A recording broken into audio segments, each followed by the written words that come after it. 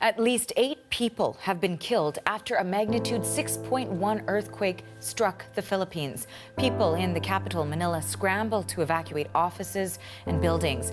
Dozens are feared trapped amongst the rubble after a 4-story building went down, crushing the ground floor supermarket.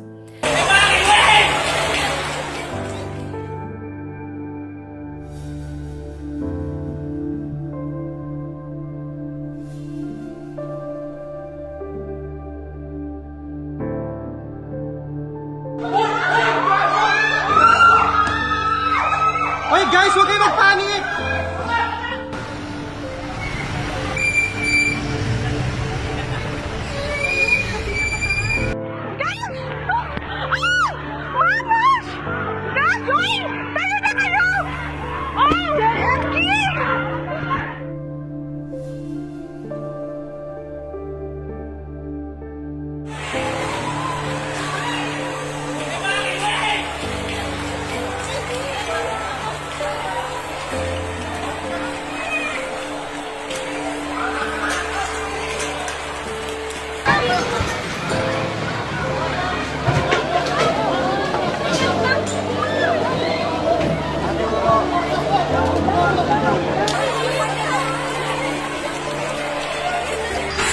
Isa, no.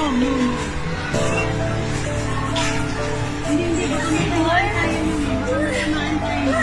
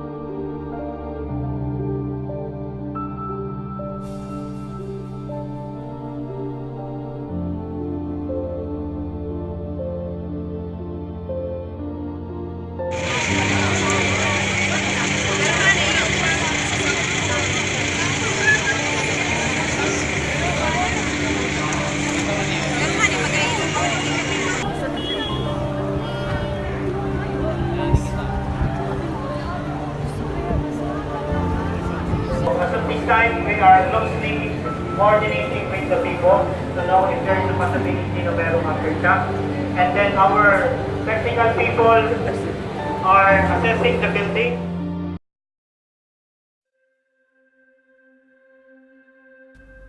Earthquakes is the shaking of the surface of the earth, resulting from the sudden release of energy in the earth's lithosphere that creates seismic waves.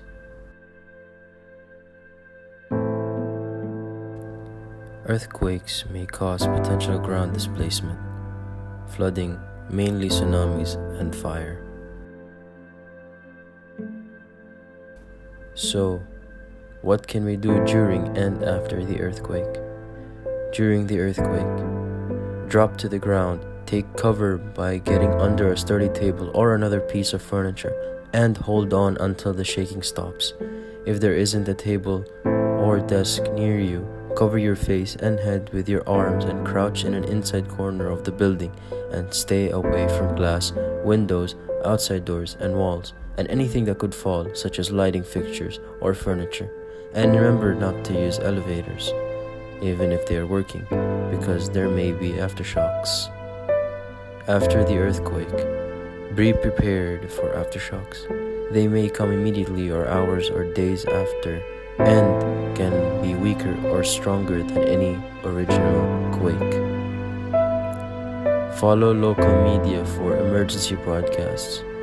If you have internet or cell access, post your status to social media so that your friends and family know you're okay, or send a text. Stay off the phone unless it's an emergency. Help the people needing help.